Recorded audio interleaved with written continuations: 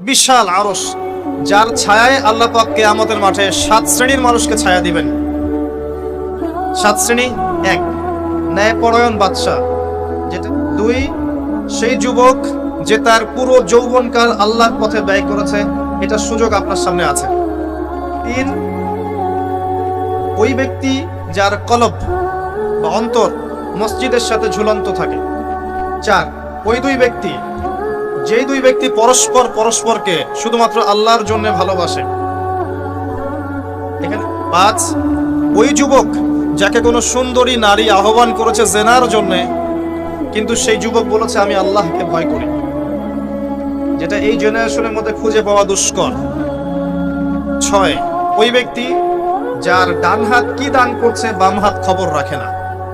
ডান হাত কি দান করছে বাম হাত খবর রাখে না। 7, ওই ব্যক্তি যে নীরবে নিভৃতে আল্লাহর কথা স্মরণ করে এবং আল্লাহর কথা স্মরণ করতে করতে তার চোখ দিয়ে অশ্রু প্রবাহিত হয়। এই 7 শ্রেণীর মানুষকে আল্লাহ রাব্বুল আলামিন তার ওই আরশের ছায়ায় কিয়ামতের মাঠে ছায়া দিবেন ইনশাআল্লাহ তাআলা।